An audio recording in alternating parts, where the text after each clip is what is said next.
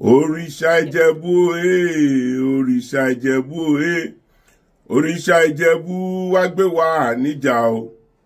Ayé ilé òrìṣà Ìjẹ̀bú wá gbé wa níjà o. Ọba ń ta lónìí Ìjẹ̀bú, ajẹ́kíjẹ̀bú sàn wá o.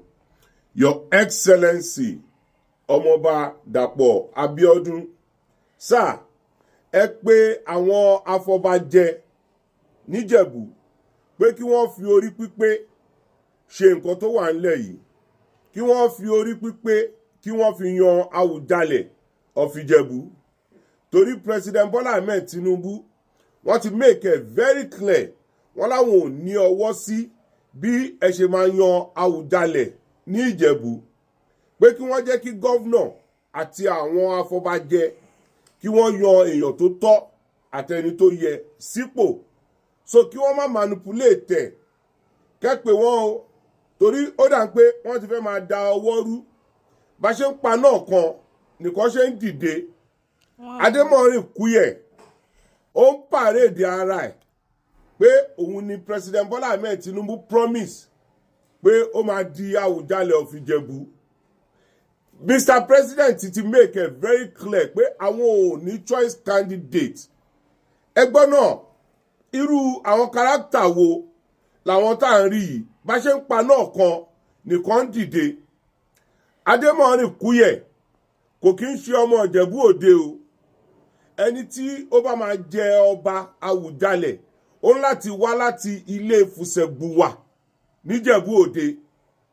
Ọmọ Odò Ògbólú òun ni Adémọ́rin Kúyẹ̀ ní ilé Mọ́lòdà ruling house ní Odò Ògbólú, ibẹ̀ ni wọ́n ti bí Adémọ́rin Kúyẹ̀. Ṣé Adémọ́rin Kúyẹ̀ ó ṣe rántí pé ọmọ Ìjẹ̀bú lòun ni? Ó ṣe chairman ní Ṣómólú local government, òun ni current member House of Representatives, tó yẹ pé àwọn tí wọn ò ní kárátà tó dáa. Adémọ́rin Kúyẹ̀ tó yẹ pé ìgbà tó máa ṣe empowerment fún wọn ní Ṣómólú, fake drugs ló fi ṣe empowerment tí inú ń run àwọn èèyàn káàkiri. Ṣé irú àwọn kárátà tó yẹ kó dìde ń sìn láti máa ní àwọn fẹ́ jẹ ọba Awùjalẹ̀ láti Odò Ògbólú, èèyàn dẹ̀ fò wá sí Ìjẹ̀bú pé òun fẹ́ jẹ Awùjalẹ̀? Ṣé oyè Awùjalẹ̀ ti di free for all ni? Adémọ́rin Kúyẹ̀ ò kì í ṣe ọmọ Ìjẹ̀bú Òde o. Ọmọ Odò Ògbólú ni Adémọ́rin Kúyẹ̀. Ilé Mọ́lòdà ruling house ní ilé wọn ní Odò Ògbólú. So kẹ́kìlọ̀ fún Aṣíwájú Bọ́lá Ahmed Tinubu ní àwọn ò ní choice candidate. So kó yé fi orúkọ bàbá parọ́, kó dẹ̀ yé fi orúkọ ìyàwó wọn parọ́. Wọ́n ní kí Gọ́vnọ̀ Dàpọ̀ Abíọ́dún àti àwọn afọbajẹ kí wọ́n fi wọ́n lẹ̀, kí wọ́n yọ ẹni tí ó bá wù wọ́n. Oyè Awùjalẹ̀ ò kì í ṣe free for all. Ẹ dẹ̀ pé Dr. Kúnlé Hassan pé kí àwọn náà ti ọwọ́ ọmọ ọba ṣọ́ o. Torí Dr. Kúnlé Hassan tó jáde páwọn náà fẹ́ di Awùjalẹ̀.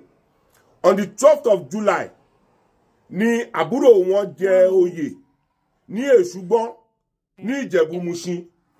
Ẹ̀gbọ́n wọn ní ọba ní Ìjẹ̀bú Mùṣin tẹ́lẹ̀. Ìgbà tó kú ní àbúrò Dr. Kúnlé Hassan náà jẹ ọba ní Èṣùgbọ́n ní Ìjẹ̀bú Mùṣin. So ṣé a máa ní àbúrò Kúnlé Hassan as ọba ní Ìjẹ̀bú Mùṣin?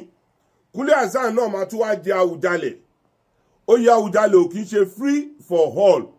Ẹ kìlọ̀ fún wọn pé ọmọ ẹni tó bá máa jẹ Awùjalẹ̀ of Ìjẹ̀bú land ó ń láti jẹ́ ọmọ ilé Fùsẹ̀gbùwà, ó dẹ̀ láti wá láti inú Ìjẹ̀bú Òde.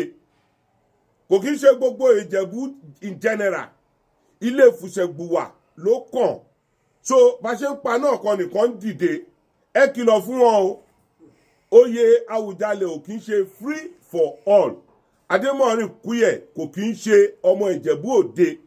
Ọmọ Odò Ògbólú ni ilé Mọ́lòdà ruling house ni wọ́n ti bí Adémọ́rin Kúyẹ̀. So kọ́ máa wò ó pé bóyá àwọn lè manipulate ẹ̀. Ìdí tí jẹ́ ń sọ fún yín pé kẹ́ kìlọ̀ fún àwọn afọbajẹ kí wọ́n má try ẹ̀ o. Torí oṣù Ìjẹ̀bú á bèrè ní ọwọ́ wọn tọmọtọmọ. Ire o.